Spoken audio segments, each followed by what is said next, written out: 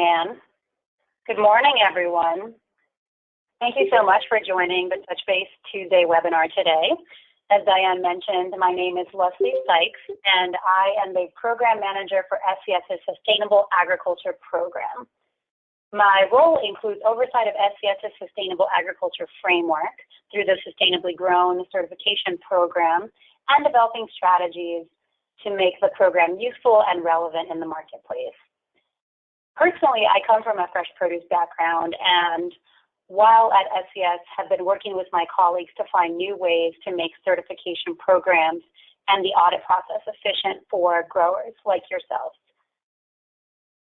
Today, I will be speaking about the topic of sustainability and food safety in fresh produce.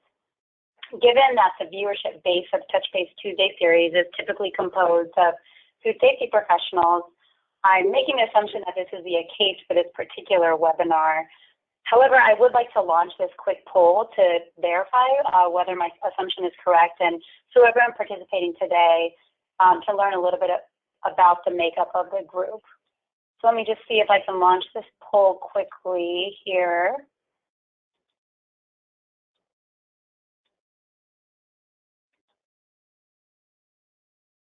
Hopefully you can see this, but the question is, how would you describe your primary responsibilities? Food safety, quality control, sustainability, occupational safety, environmental regulations. I'm sure there are other ones that I could have included in the mix, but if you could go ahead and select one or more, that would be great.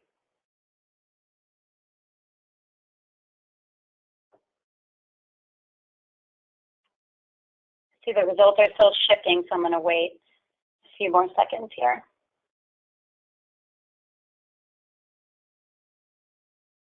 Okay, I'm going to go ahead and close the poll and share the results with you all. So it looks like all of you are involved in food safety, 42% in quality control, 33% in sustainability, 25% in occupational safety, and 17% in environmental regulatory compliance.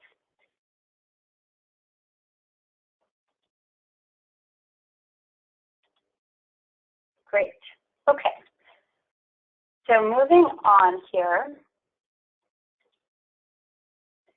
during this webinar, we are going to cover 4 major topics under the theme of harmonizing food safety and sustainability in fresh produce. First, I'd like to provide some background information as to why we were even talking about food safety and sustainability together. Then I will go through the overlapping and complementary aspects of sustainability and food safety, followed by some hurdles as we see them at SCS, and proposed ways to overcome them.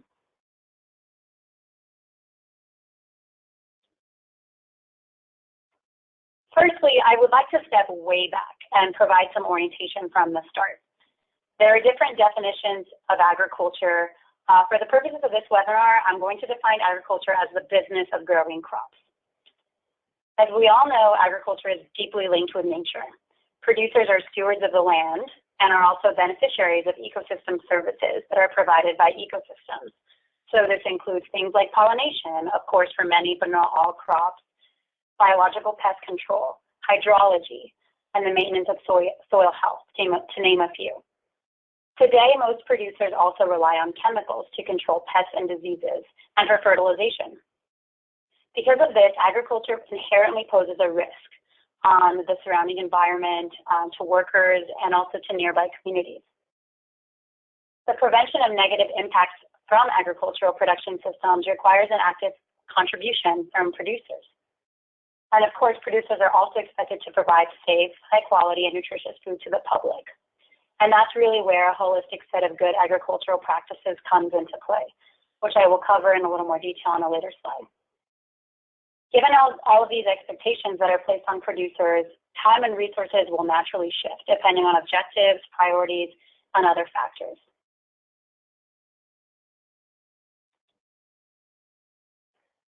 Okay, so we live in an exciting time in the specialty crop sector.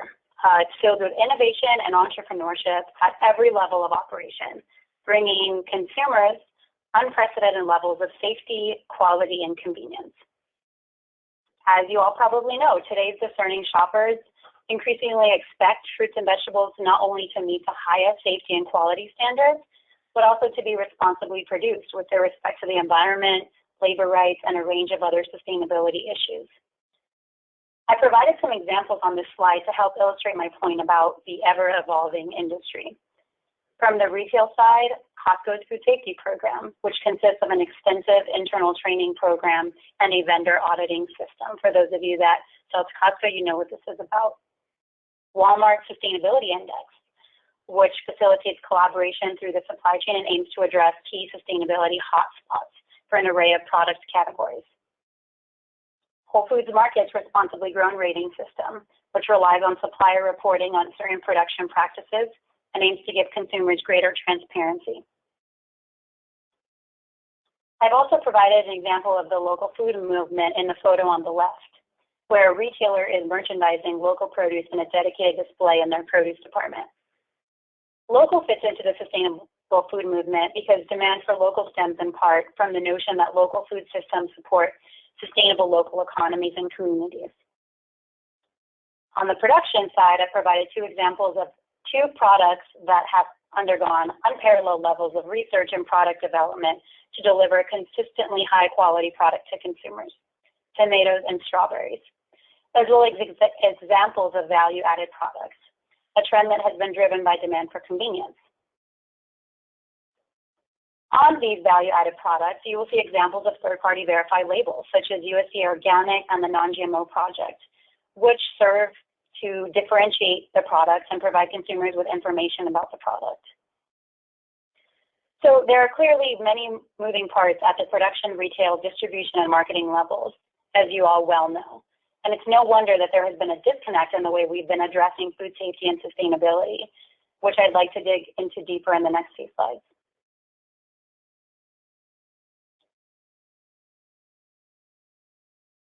So first, a little bit about food safety. Managing food safety risks is an economic imperative, since, as you all know, one false step can cost a company its reputation. In today's market, there is an expectation that agricultural production operations implement stringent food safety practices.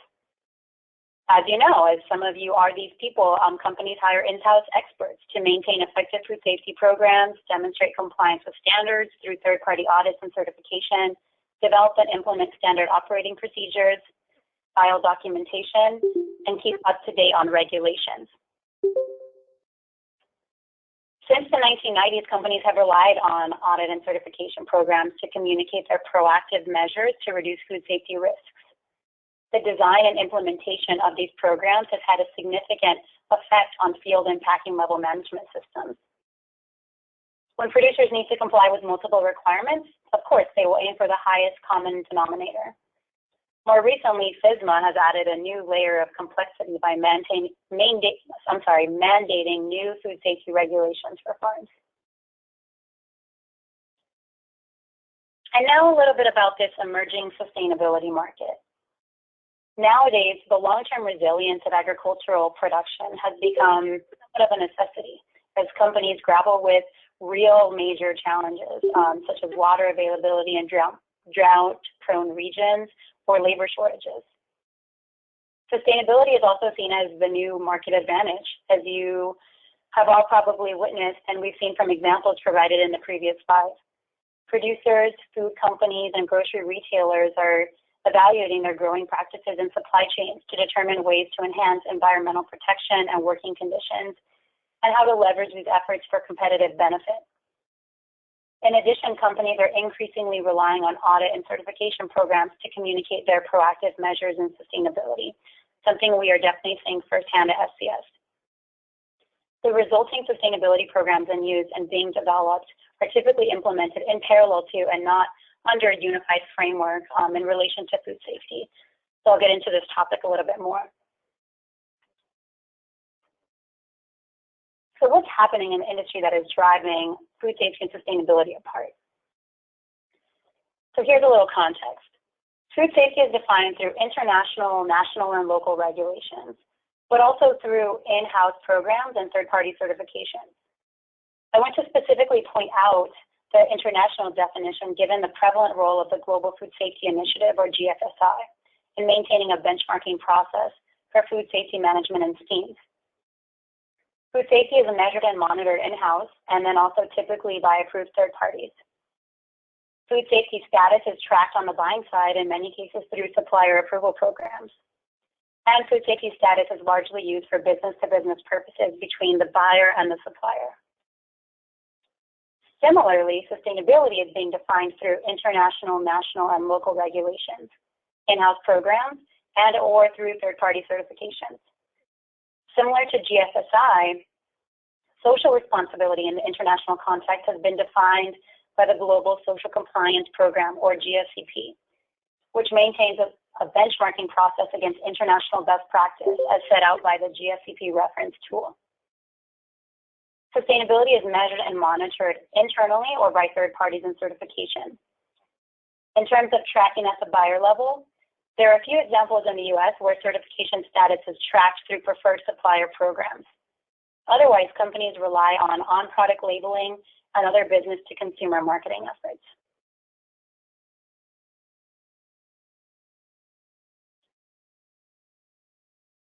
Before I get into the next section related to opportunities, I would like to put out another poll to you all, this time inquiring about how you see the relationship between food safety and sustainability based on your experiences.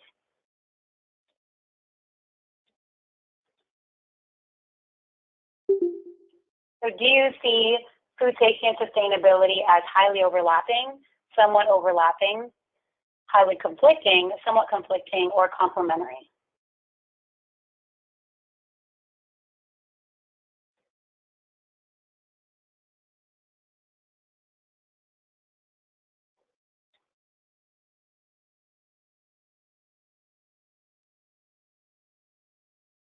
Okay, I'm going to go ahead and close the poll in just a few seconds here.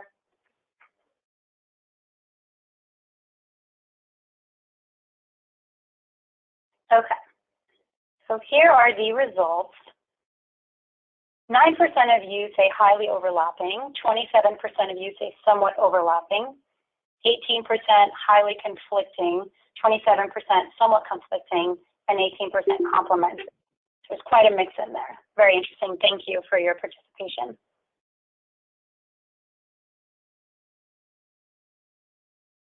Okay.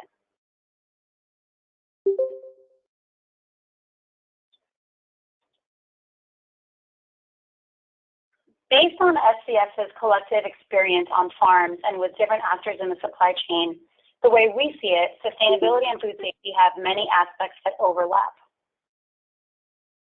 For instance, they both rely on the management of risk through the selection and implementation of appropriate measures.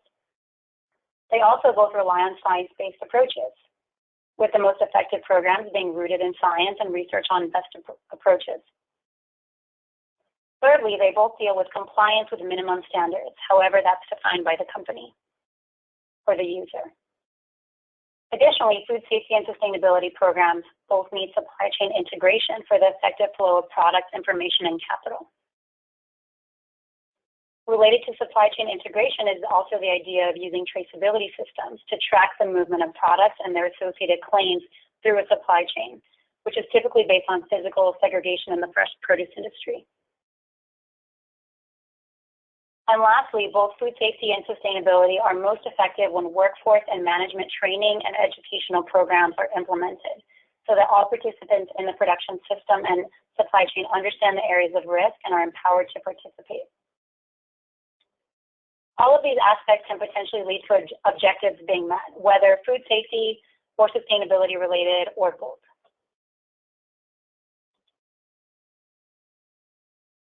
This diagram is a visual that we created at SES to show the complementary nature of food safety and sustainability.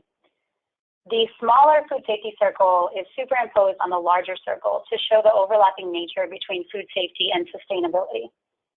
Good agricultural practice for food safety, such as the ones listed in the food safety circle, are essential for the economic viability of an operation, which of course is a core tenet of sustainability. As shown by this diagram, food safety practices are just one set of good agricultural practices. within a holistic set of practices that serve to mitigate vulnerabilities while reducing stress on natural resources and farm worker welfare. Comprehensive sustainability programs address risks associated with production beyond those addressed by food safety, which I would argue complements a food safety program. For example, pesticide use is not addressed comprehensively under food safety standards, yet it poses potential health risks to farm workers and the environment and may leave residues that can pose dietary risks to consumers. In addition, food safety programs do not comprehensively address safe and fair working conditions and worker rights, which are vital for social sustainability and a proven way to reinforce employee morale and participation in food safety and sustainability programs. This diagram also highlights other more science-backed sustainable agriculture practices that complement a food safety program, such as water conservation, crop diversity, carbon sequestration, etc. I'm not going to go over them in detail, but I'm definitely happy to discuss them further during a one-on-one discussion outside of this webinar. Before moving on to the next slide, I'd also like to point out that contrary to the generally more quantitative-based and rigid food safety protocols, sustainability practices are not a one-size-fits-all, and it would be nearly impossible for a company to address all of the issues that encompass sustainability. Rather, sustainability efforts are typically prioritized in order to maximize impact, of course, keeping food safety goals in mind. Okay. Now that I have covered the overlapping and complementary nature of food safety and sustainability, I'm going to point out some hurdles to harmonization, which I would argue are namely due to a lack of consistently open dialogue between organizations, institutions, and companies about the benefit of different practices and ways that risk can be managed harmoniously.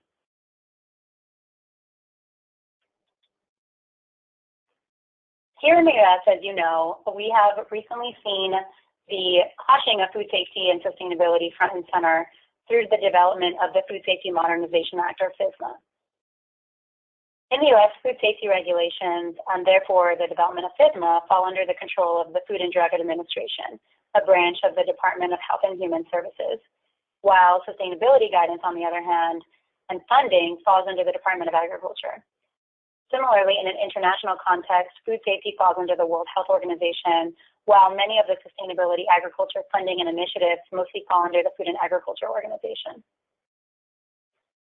Over the last several years, you may have been tracking to this national discourse surrounding the new Food Safety Modernization Act and the final rules that the Act requires for implementation. During the public comment period, sustainable agriculture stakeholders, such as the Washington, D.C.-based National Sustainable Agriculture Coalition, or NSAC, implored policymakers to consider and avoid undermining sustainability goals, such as on-farm conservation practices, the use of natural fertilizers, biological diversity, and the viability of small-scale operations.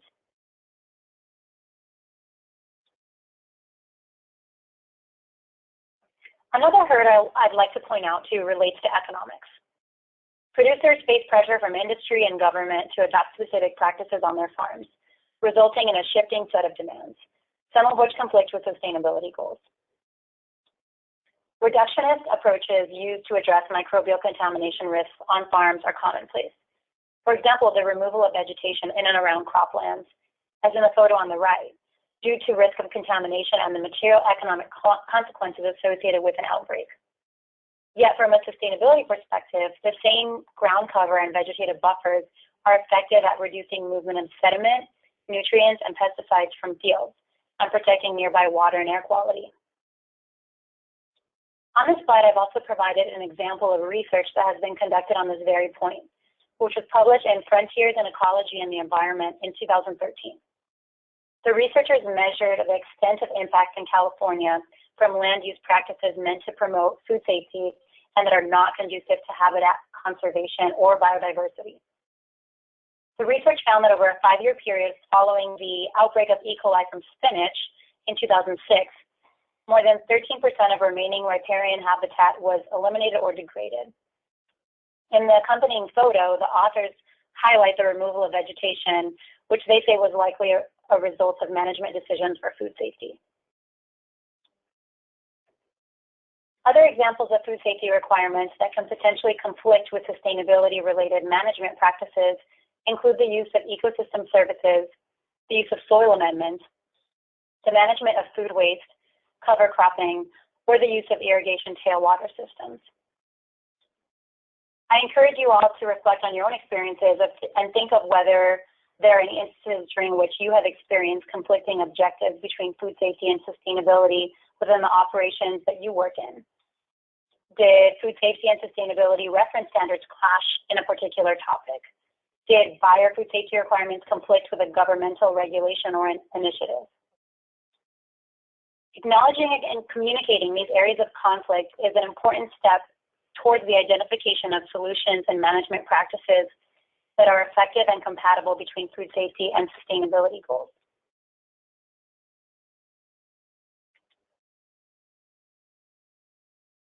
So far, the presentation has laid the groundwork to emphasize the fact that there is a need for greater alignment and collaboration between food safety and sustainability. Now I will explain some strategies and solutions.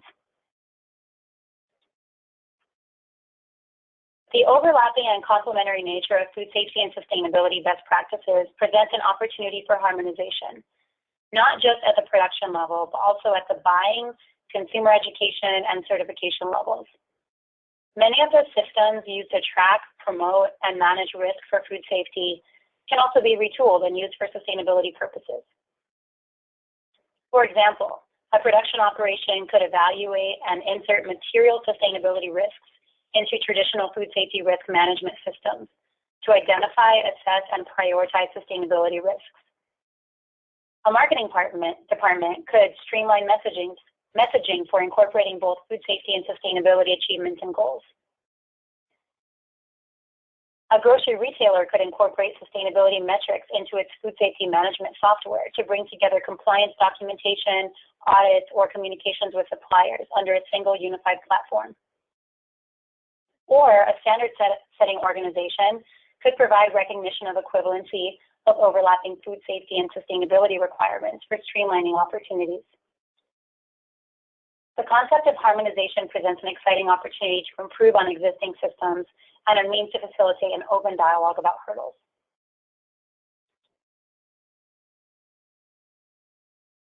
The University of California Division of Agriculture and Natural Resources uses the term co-management to describe a decision-making framework that recognizes that sustainability practices may impact microbiological hazards and vice versa, and looks for opportunities to optimize both.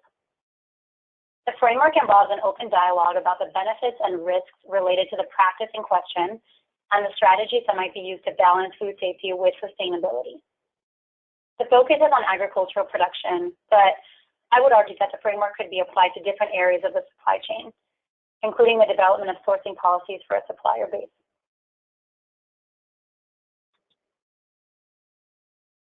This slide provides an analysis of the use of vegetative buffers using the co-management framework. So the potential benefits of vegetative buffers include reduced soil erosion, filter sediment and pollutants, enhance habitat for wildlife, especially when native species are used, serve as a refuge for pollinators and beneficial insects, serve as a dust barrier, and reduce transport of contaminants.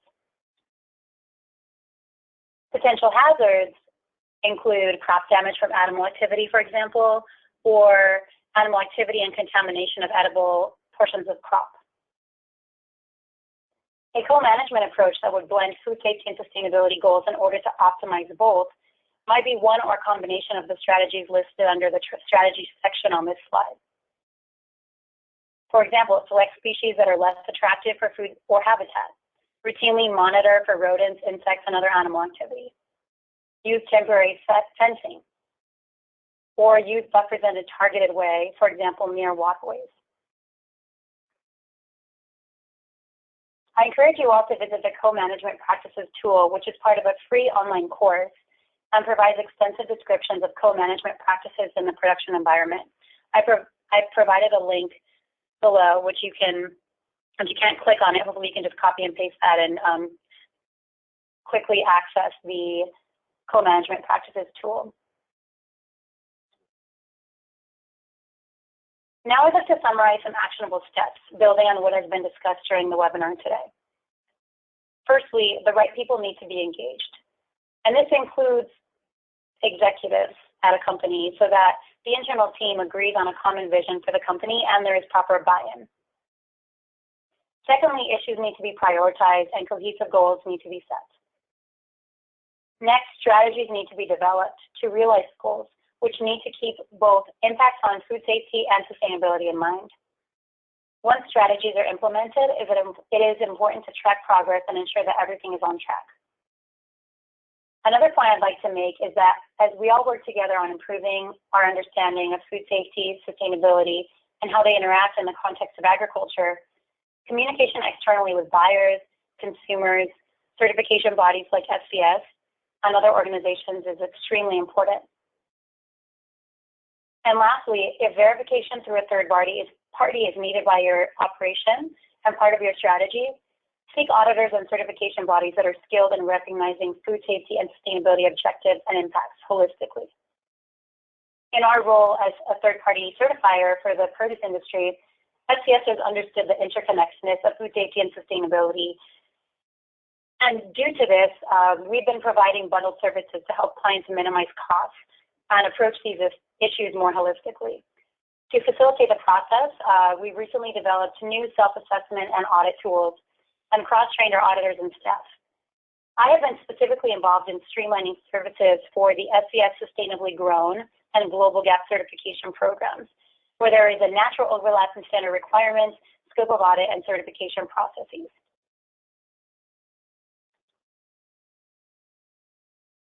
I'd like to end with a call to action for everyone, since ultimately we all have a vested interest in a truly integrated food system that produces safe and healthy crops, minimizes environmental and social impact, and thrives in the long run. As I mentioned earlier today, it is an exciting time as more people understand the complexities of production, and this creates opportunities for the harmonization of food safety and sustainability objectives. But it's really up to us all, whether you're a grower, a buyer, auditor and certifier, part of academia, a consumer, and other stakeholders, to explore new ways to reduce fragmentation and manage risk. Thank you very much for your participation today. That's all I have for today. For more information about SCS's bundled services, or for questions or comments related to the content of this webinar today, please don't hesitate to contact me. My contact information is available on the slide. We especially welcome your comments about specific challenges, accomplishments related to this topic, as we can continue to develop cross-training programs and learn from you all, the experts in the field.